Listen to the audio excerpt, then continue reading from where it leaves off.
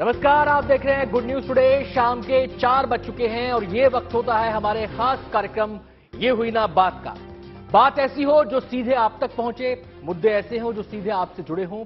इसी कोशिश के साथ मैं हाजिर होता हूं हर रोज शाम 4 बजे आपके सामने। नाम है मेरा अनंत भट्ट। अक्सर खबरों के शोर में हमारे आपके काम की बातें पीछे छूट जाती हैं, कुछ बदलने की हमारी कोशिशें अधूरी रह जाती हैं। तो नए अंदाज में कुछ कहने, कुछ सुनने और बहुत कुछ समझने की करेंगे कोशिश। इस शो में बात ऐसी होगी कि आप भी कहेंगे ये हुई ना बात।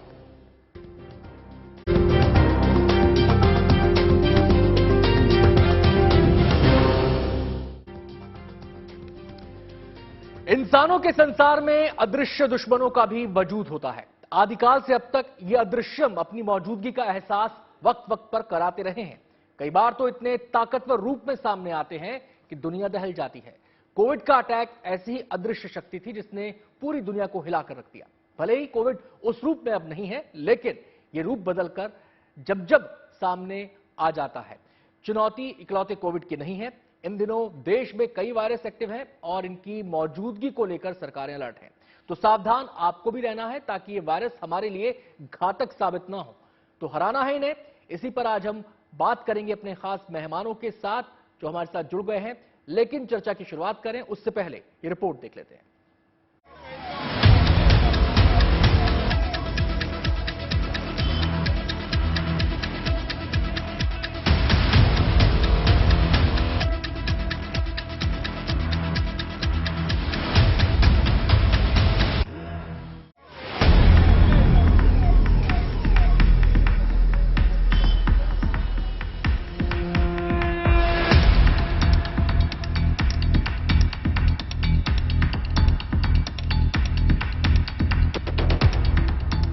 कोरोना से पहले बुखार आता था और वक्त के साथ चला जाता था, लेकिन अब बुखार आता है तो डर लेकर आता है।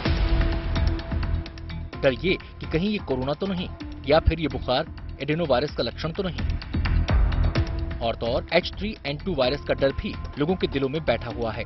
तो क्या बुखार ने अपना रूप बदल लिया है, या फिर हम ही इतना ज्यादा डरने लगे हैं कि बुखार आते ही अनहोनी की आशंका से सहम जाते हैं।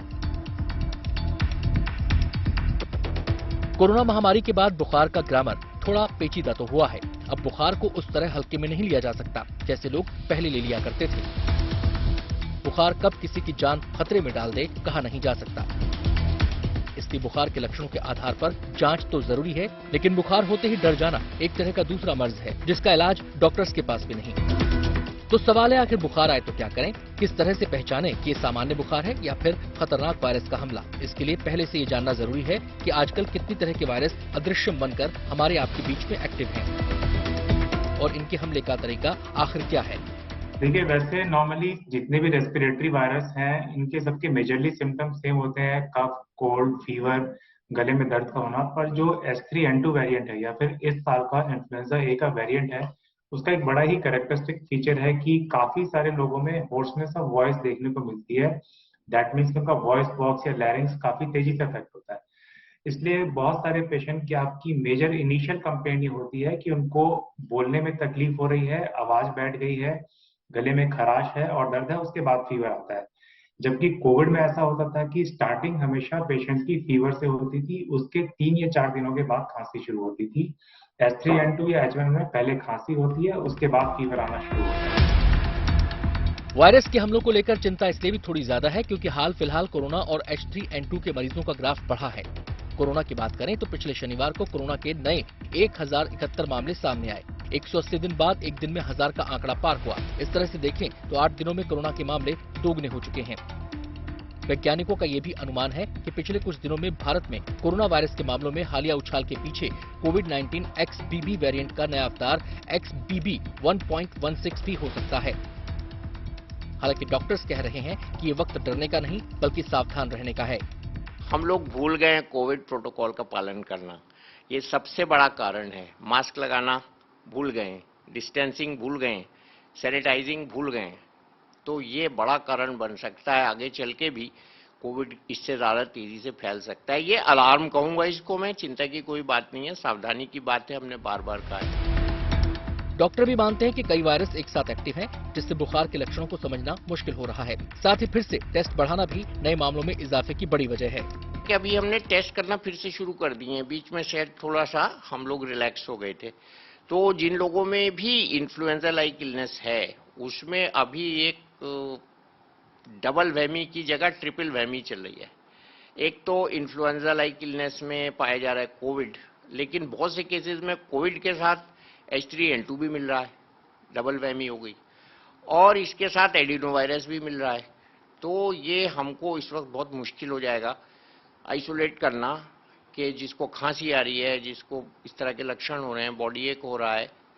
बच्चों में खास तौर से इसमें जो मैंने बताया एडिनो वायरस, उसमें रेड आई हो रही है, उसमें तो हम पहचान सकते हैं, लेकिन कोविड का टेस्ट हमें तुरंत कर लेना चाहिए।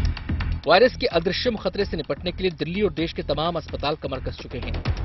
दिल्ली के LNJP अस्पताल में सरकार के दिशा निर्देशों के हिसाब से तैयारियां मुकम्मल है। अब तक राहत की बात यह है कि कोरोना वायरस के हमलों के शिकार मरीज जल्दी ठीक भी हो रहे हैं, जबकि H3N2 संक्रमित मरीजों को सही होने में थोड़ा वक्त लग रहा है। ये दो वायरस जो हैं बिल्कुल अलग अलग हैं। कोविड वायरस अलग है और ये जो H3 वायरस है इन्फ्लुएंजा ए का सब टाइप है। तो दोनों अलग अलग वायरस हैं, पर हमने देखा है कि लक्षण जो हैं, सिम्टम्स दोनों वायरस के एक जैसे हैं। जैसे बुखार होता है, दोनों में सांस में तकलीफ होती है, खांसी होती है।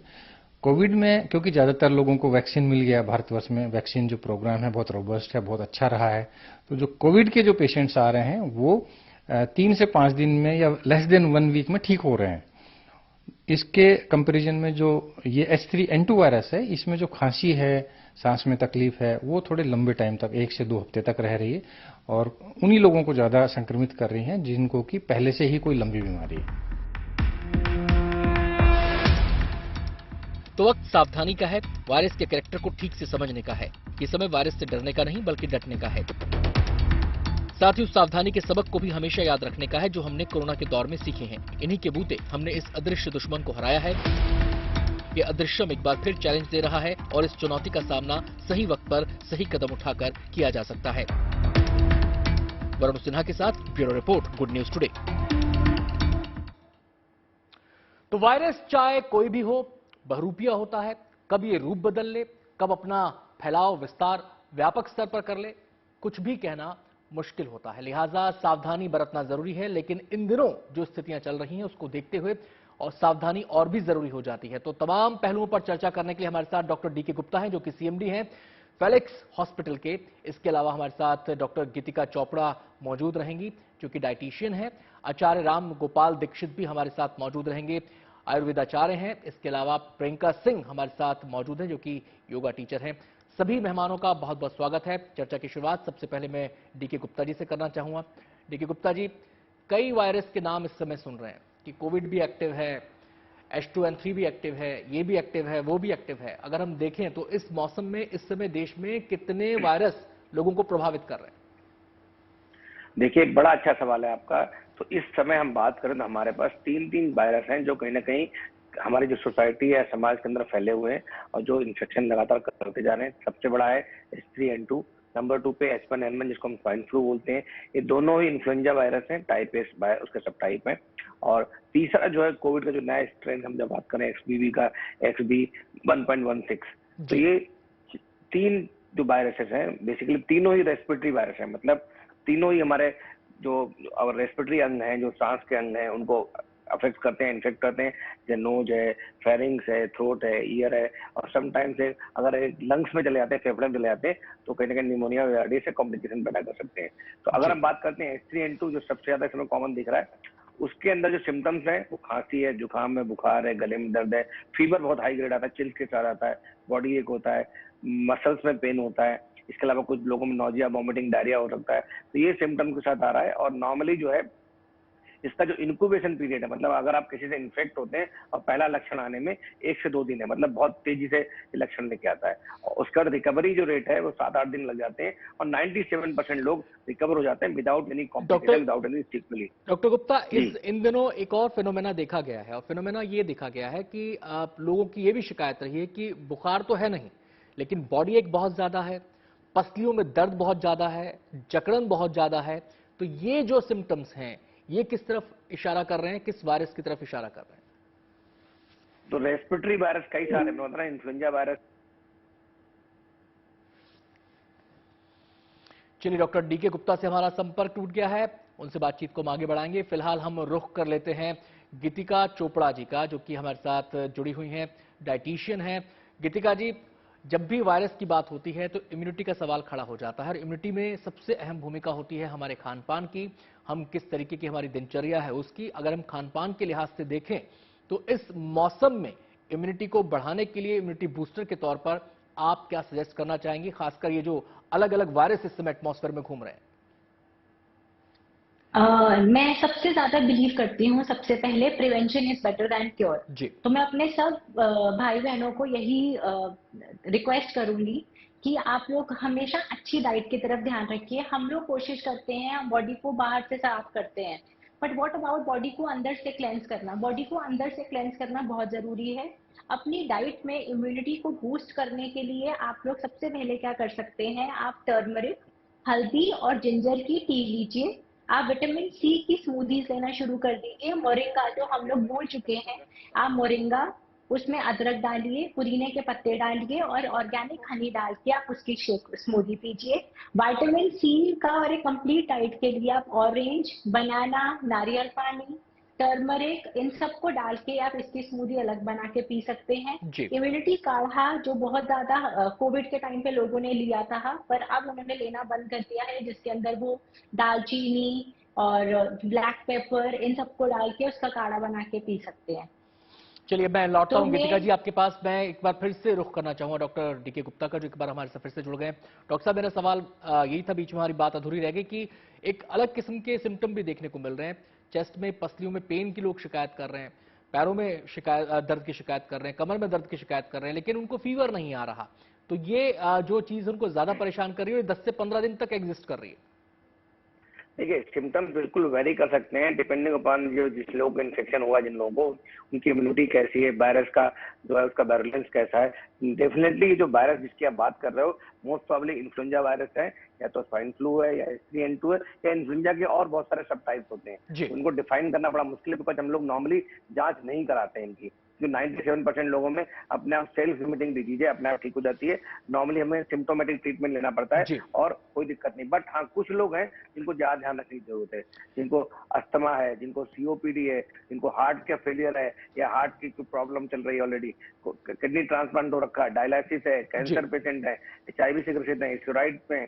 तो ऐसे लोग या ऐसे बच्चे स्पेशल किड्स होते हैं जो जिनके अंदर मेलन्यूट्रिशन है, जिनके अंदर एनीमिया है, सिकल सेल एनीमिया है, कंजेनिटल हार्ट डिजीज है, या जो थैलेसीमिया है, या कैंसर के बच्चे हैं। तो इन सब जो लोग हैं, जो स्पेशल हैं, जो लोग कोमॉर्बिड है, इनको बोलते हैं, इनकी इम्यूनिटी कम है, तो इन लोगों में जो इन्फ्लुएंजा नॉर्मली जो है अपर रेस्पिरेटरी को इन्फेक्ट करता है, वो लंग्स के अंदर जा सकता है और निमोनिया और ARDS कर सकता है। तो इसलिए मुझे लगता है यहाँ ज्यादा ध्यान रखना। मैं लौटता हूं आपके पास। मैं आचार्य राम गोपाल दीक्षित जी का रुख करना चाहूंगा।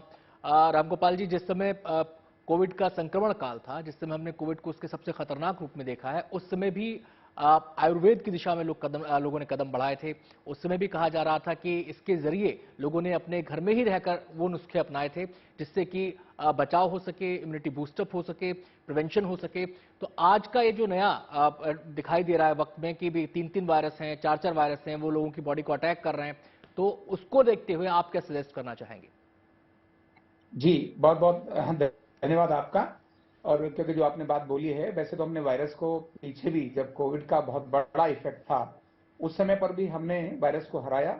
दुनिया के अंदर सबसे कम कैजुअलिटी भारत में हुई, सावधानी पूर्वक। लेकिन क्योंकि भारत में लोगों ने तब एक बहुत बड़ी तरह से एक अभियान के रूप में इस पर काम किया था, आयुर्वेद इसके अंदर एक बहुत बड़ी हेल्प करता है, क्योंकि आयुर्वेद सिम्टम्स के साथ साथ सिस्टम को ठीक करता है। क्योंकि इसका इफेक्ट इसमें बच्चों पर अधिक है, और बच्चों की कुछ ऐसी छोटी छोटी चूक होती है जिसके कारण से कि ये इम्यूनिटी उनकी डाउन भी हो जाती है, और कुछ ऐसी सावधानी नहीं रख पाते, इसीलिए जल्दी इन्फेक्टेड हो जाते हैं। तो मैं कुछ छोटे छोटे टिप्स दूंगा जिनके माध्यम से बच्चों पर प्रभाव डाला जाए, बच्चों की इम्यूनिटी स्ट्रांग करी जाए। और अगर किसी बच्चे को कुछ सिम्टम्स नजर आते हैं जो अभी इस वायरस के हैं, तो उन सिम्टम्स को आते ही तुरंत उन पर काम होने से वो ठीक हो जाएंगे। जैसे वायरस कभी भी अगर आएगा तो नाक से आएगा, मुंह से आएगा, इसी एरिया से आएगा। तो जो कॉमन प्रोटोकॉल है जो बच्चों के लिए सावधानी वाला है वो अब पहले वाला था वो तो नहीं है, क्योंकि आजकल बच्चे मास्क लगाना ये सब तो संभव नहीं हो रहा, क्योंकि प्रचलन में नहीं है इसीलिए नहीं है। तो क्या करें, जैसे ही हमें लगे कि हमारे बच्चे को थोड़ा इन्फेक्शन है जी, गला खराब होना शुरू हो गया है या खांसी, क्योंकि आजकल बहुत कॉमन है, गला खराब हो रहा है, आवाज बैठ रही है, सर्दी जुकाम, क्योंकि ये इन्फेक्शन लंग्स और उसका है, तो ऐसे में स्टीम देना सुबह और शाम दोनों समय ये बहुत जरूरी है। और स्टीम देते समय एक सावधानी रखनी है, क्योंकि मौसम बदल रहा है, गर्मी हो रही है, बेशक 2 दिन अभी बरसात हो गई है लेकिन ये काम तो लंबा चलने वाला है जी। स्टीम देने के बाद जिस कमरे में भी स्टीम दिया उनको, उसके बाद पंखा नहीं चलना चाहिए। अगर पंखा चल गया तो स्टीम का उल्टा नुकसान हो जाएगा जी। इसीलिए रात को सोते समय जब सारे काम कर दिए उस समय पर स्टीम देना ये बहुत उपयोगी रहेगा। तो सुबह शाम स्टीम दे, कुछ ज्यादा काढ़े वाड़े तो न पिलाएं, बच्चा पी भी नहीं सकता, बहुत कठिन भी होता है, लेकिन तो भी ये कॉमन बड़ों को भी है तो भी उनके लिए भी कुछ ऐसी चीजें जिनके अगर हम उसका कुछ मिश्रण तैयार कर लिया, काढ़ा तैयार कर लिया तो बच्चों के लिए उपयोगी है। जैसे क्या, गिलोय बहुत अच्छी है इसके लिए, कॉमन भी बच्चे को गिलोय दें, और बच्चे को अगर कड़वा लगता है तो उसमें थोड़ा शहद मिला दें, तो गिलोय, काली मिर्च, थोड़ा सा लौंग का टुकड़ा और थोड़ी सी हल्दी उसमें डाल दें, स्वाद जैसा बनाएं जिससे बच्चा हो उसको ले सके, या बड़े युवक तो कैसा भी ले सकते हैं। और तीसरा अगला प्रयोग है जो बच्चे इजीली कर सकते हैं, और वो है शहद में थोड़ी सी जो हल्दी है ना, हल्दी पाउडर, शहद में थोड़ा सा हल्दी पाउडर मिलाएं और बच्चे को चटा दें। अगर चम्मच गर्म है, उस गर्म चम्मच के अंदर थोड़ा सा तुलसी का रस डालें। शहद को क्योंकि गर्म नहीं करते इसलिए तुलसी के पत्ते का रस निकाल कर ले लें, थोड़ा सा अदरक, इन दोनों को हल्का गर्म करें, हटा करके उसमें शहद मिलाएं जी, और इसको चटा दें तो भी अच्छा है। मैं आता हूं आपके पास आचार्य जी, आपने जो टिप्स बताए हैं और भी टिप्स पे हम बातचीत करेंगे। फिलहाल मैं सीधे यहां पर रुख करना चाहूंगा प्रियंका सिंह जी का, जो कि योगा टीचर हैं, उनसे हम बातचीत करेंगे। प्रियंका जी, योग के बारे में कहा जाता है योग रखे निरोग भगाए रोग, और कोरोना काल में भी योग के जो अलग अलग आसन थे, जो अलग अलग क्रियाएं थी, उनको काफी रिकमेंड किया गया था, डॉक्टर्स के जरिए भी रिकमेंड किया गया था, खासकर रेस्पिरेटरी सिस्टम से जुड़ी जो क्रियाएं हैं। आज के दौर में अगर हम देखें जो फिलहाल स्थितियां हैं उसके लिहाज से आप क्या सजेस्ट करना चाहेंगे? देखिए, जैसे कोविड है और इन्फ्लुएंजा, तो ये सारे जो है वो रेस्पिरेटरी वायरसेस हैं, तो ये सबसे पहले आपके लंग्स को अटैक करते हैं। तो लंग्स जो हमारे फेफड़े हैं उनको मजबूत करने के लिए बहुत सारे योगासन और प्राणायाम हैं, जो कि अगर आप डेली अगर करें रेगुलर बेसिस पे, तो इससे आपके लंग्स की जो कैपेसिटी है वो बहुत ज़्यादा आप बढ़ा सकते हैं। और यदि आपके पास योगासन करने का टाइम नहीं है तो आप प्राणायाम कर सकते हैं। प्राणायाम अपने आप में ही जैसे कि नाम है प्राण, तो आपकी जीविका को बहुत आगे तक बढ़ाएगी। तो प्राणायाम में 3-4 चीजें हैं जो आप डेली कर सकते हैं। सुबह उठकर, ज्यादा टाइम नहीं लगेगा आपको, 5 से 10 मिनट आप इसमें दे सकते हैं। नाड़ी शोधना कर सकते हैं आप, कपालभाति और भस्त्रिका, शीतली, शीतकारी, बहुत सारे प्राणायाम हैं जो आपकी लंग्स की कैपेसिटी को बढ़ाती हैं। प्रियंका जी, क्योंकि भागदौड़ भरा जीवन है, लोगों को काम पर भी जाना है, बच्चों को स्कूल भी जाना है, सुबह जल्दी भी उठना है, तो ऐसे 2-4 आसन जो भी आप स्टूडियो में हमें करके दिखा सकें कि फटाफट हम ये 5 मिनट या 7 मिनट जो भी समय निकाल सकते हैं उससे करें और उससे हमारे जो फेफड़े हैं वो मजबूत हो सके। देखिए, आसन तो मैं आपको बताऊंगी, लेकिन सबसे पहले मैं आपको प्राणायाम बताऊंगी, नाड़ी शोधन। तो ये करने का बहुत ही आसान तरीका है। आप अपना राइट हैंड को यूज करिए, थंब और रिंग फिंगर को। राइट, ये जो थंब है ये आप यूज करना अपने राइट नॉस्ट्रिल को क्लोज करने के लिए। लेफ्ट से आपको इनहेल करना है, देन लेफ्ट को क्लोज करते हुए राइट से आपको एक्सहेल करना है, पूरा सांस आपको बाहर निकालना है। फिर इसको वापस से इस प्रक्रिया को आपको दोहराना है, again from right then to left. ये आप इनिशियल टाइम में 10 बार करें। और सांस लेने का भी एक तरीका होता है, ये नहीं कि आप सिर्फ नाक से ले रहे हैं और नाक से ही आप उसको बाहर निकाल रहे हैं। No, don't do that.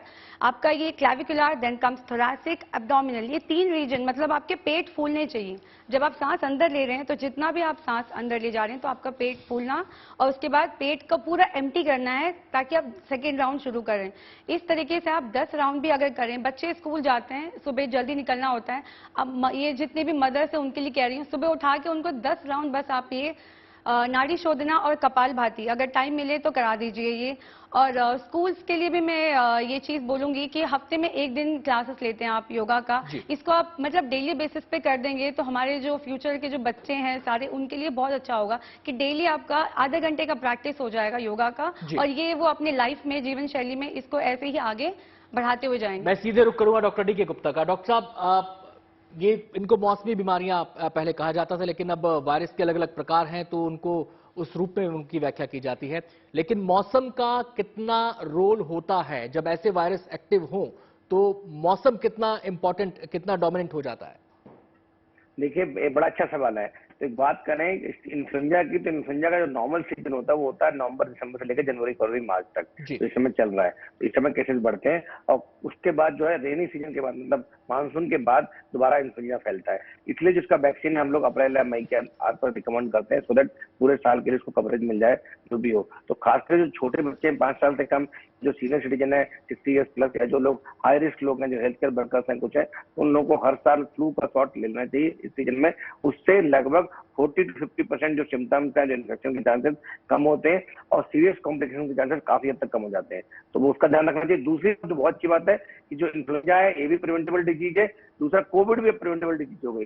Covid की बात करें, कोविड की बूस्टर डोज लगा सकते हैं क्योंकि सब लोगों को प्राइमरी वैक्सीनेशन हुए काफी समय हो गया, 1 से 1.5 साल हो गया है, और सबको पता है जो एंटीबॉडीज हैं वो 6 से 9 महीने के बाद वीन ऑफ होना शुरू हो जाती है और 1 साल के आसपास हम लोग दोबारा ससेप्टेबल हो सकते हैं कि दोबारा री इन्फेक्शन हो जाए। इसलिए हम सबको अपने बूस्टर शॉट लगवाना चाहिए, और बूस्टर शॉट ऑलरेडी बहुत कम लोगों ने लगवाया है, सिर्फ 30% ने लगाया है। गीतिका जी, खान पान का भी संबंध सीधे सीधे मौसम से होता है, और हमारे यहाँ तो जो हमारी भारतीय आहार परंपरा है, पद्धति है, उसमें तो मौसम का विशेष तौर पर ध्यान रखा गया है। मौसम के हिसाब से फल हैं, मौसम के हिसाब से आपकी रसोई में खाना तैयार होता है। तो मौसम के मद्देनजर जो आपका न केवल पेट भरे ऐसे खाने, बल्कि आपकी इम्यूनिटी को भी बूस्ट करें। सबसे बेस्ट इम्यूनिटी बूस्टर्स होते हैं नट्स, जैसे almond, sunflower seeds. Citrus fruit बहुत ज्यादा इंक्लूड करिए अपनी डाइट में, जैसे ऑरेंजेस हो गए, ब्रोकली, पालक, जिंजर, पपाया, इन सब का जरूर ध्यान रखना चाहिए। सबसे इम्पोर्टेंट बात है, लोग जो भूल जाते हैं, जो जिनका सेवन हमें कम करना चाहिए। हम आजकल बच्चों को क्या करते हैं, दूध के अंदर कॉफी डाल के दे देते हैं। आप जितनी ज्यादा कैफीन अपनी डाइट में ऐड करेंगे उतना आपकी बॉडी की इम्यूनिटी लो होती है। आप जितने ज्यादा आर्टिफिशियल स्वीटनर्स बच्चों को डाइट में देते हैं, अगर आपको बच्चों को कुछ देना है मीठा, आप उनको देसी खांड दे सकते हैं, आप उनको जैगरी दे सकते हैं। आप जितना उनको आर्टिफिशियल स्वीटनर देंगे, उनका जो गट होता है, गट हमारा सेकंड ब्रेन होता है, तो जितना आप उनको देंगे उतना उनका इम्यूनिटी लो होगा। और एल्डरली पीपल से भी एक रिक्वेस्ट है, उनको अल्कोहल का सेवन कम करना चाहिए। और जो हमारे माननीय मोदी जी ने जैसे इंट्रोड्यूस किया, मिलेट्स ईयर इसको इंट्रोड्यूस किया है, तो ज्यादा से ज्यादा मिलेट्स हम बच्चों को भी रागी की इडली, रागी का डोसा, ज्वार का इडली, ज्वार का डोसा। जैसे अब नवरात्रे आ रहे हैं तो नवरात्रों में अमरंथ की रोटी खाइए। अमरंथ जो चौलाई होती है, चौलाई is a very good source of calcium and iron. आप इनको अपनी डाइट में इंट्रोड्यूस करिए, खुद भी खाइए और बच्चों को भी खिलाइए। कार्यक्रम में बात हो रही है आपके सेहत से जुड़े मुद्दे की, हर उस शख्स की जिसको अपनी सेहत का ख्याल है और जिसको वायरस को लेकर दिमाग में एक तमाम तरह की शंका आशंकाएं। तो हमारा कहना यह है कि शंकाएं आशंकाएं पालने से, डर पालने से अच्छा यह है कि सावधानियां बरतें, उन टिप्स का ध्यान रखें जो आपको अपनाने हैं और आपको वायरस से वो दूर रखेंगे। हम सीधे प्रियंका जी का रुख करेंगे। प्रियंका जी, ब्रेक पे जाने से पहले हम अलग अलग प्राणायाम की हम बात कर रहे थे और उसमें जिक्र आया था मौसम का भी, उसमें जिक्र आएगा प्रदूषण का भी। तो अगर मौसम और प्रदूषण को देखें तो जब हम प्राणायाम की बात करते हैं तो आप क्या सजेस्ट करना चाहेंगी?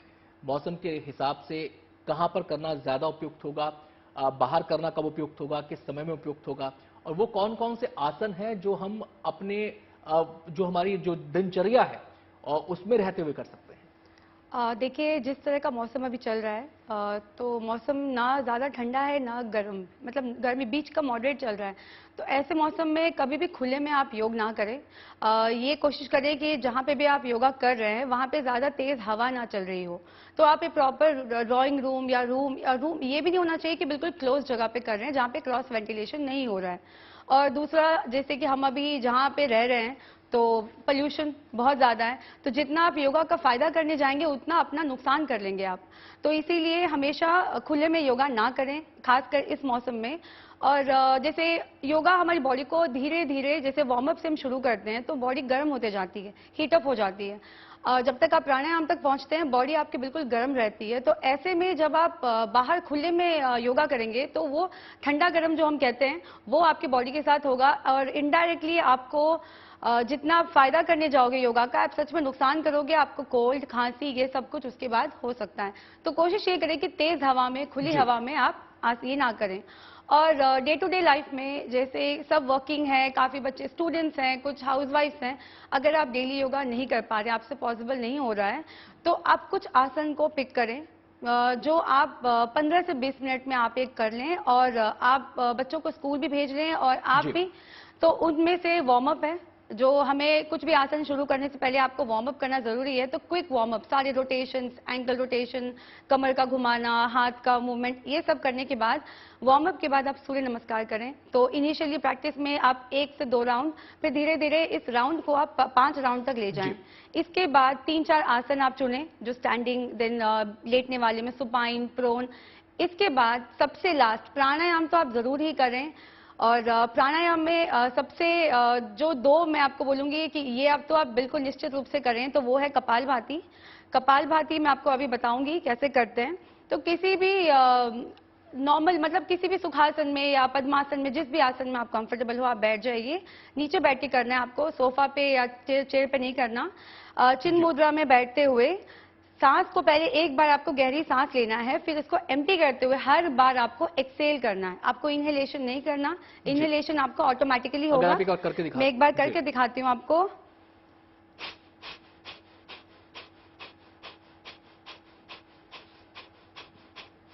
जी।